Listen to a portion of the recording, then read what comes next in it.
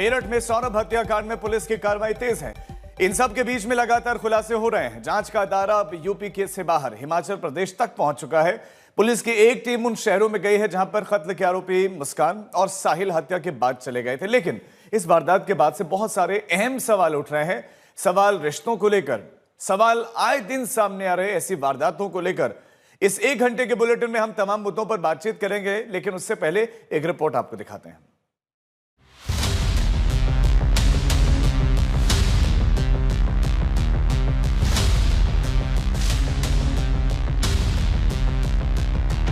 टुकड़े टुकड़े नफरत और उस नफरत का खौफनाक अंजाम कत्ल।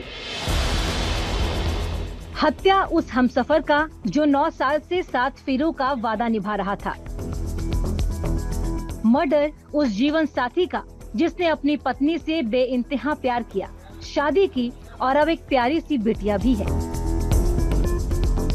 मेरठ के इस खौफनाक हत्याकांड का जैसे जैसे खुलासा हो रहा है, खौफनाक सच सामने आता जा रहा है। सौरभ राजपूत हत्याकांड में उसकी पत्नी मुस्कान और मुस्कान का प्रेमी साहिल गिरफ्तार हो चुके हैं। अभी दोनों न्यायिक रिमांड में हैं।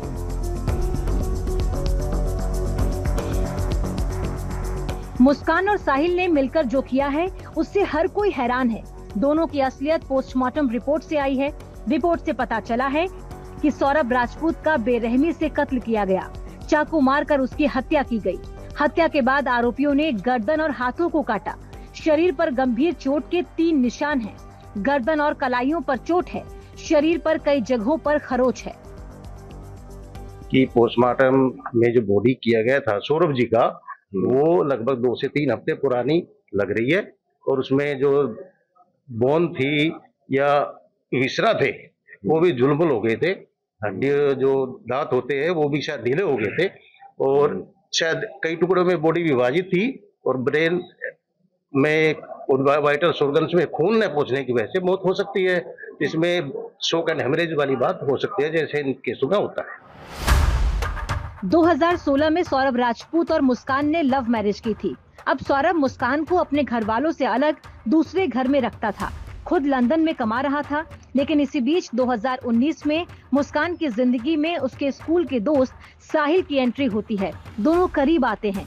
करीबी अवैध संबंध की तरफ बढ़ जाती है और फिर एक वैध और दूसरे अवैध संबंध की मुख्य किरदार मुस्कान रचती है अपने पति की हत्या की साजिश। दोनों मिलकर 3 मार्च की रात को सौरभ की हत्या कर देते हैं और 4 मार्च को ड्रम के अंदर सीमेंट में पैक कर देते हैं और खुद निकल जाते हैं हिमाचल टूर पर। इस हत्याकांड से रिश्तों को लेकर कई सवाल भी उठ रहे हैं। तफ्तीश आगे बढ़ती जा रही है तो सवालों का दायरा भी बढ़ा है।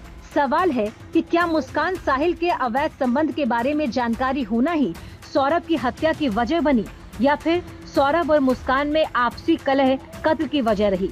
सौरभ की खराब आर्थिक स्थिति क्या उन वजहों में से एक है, या हीरोइन बनने की ख्वाहिश को पूरा करने के लिए मुस्कान ने राह से रोड़ा हटाने का फैसला किया।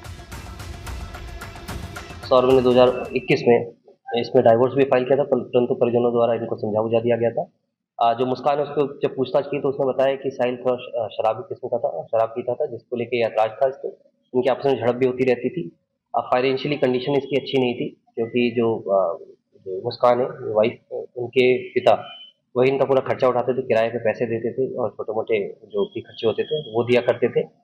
इसके अलावा ये कुछ 2 साल से, ये 2023 से ये लगातार सौरभ जो बाहर थे, ये लंदन में थे और ये कई बेकरी में काम कर रहे थे। इसके बारे में भी वेरीफाई कराया जा रहा है।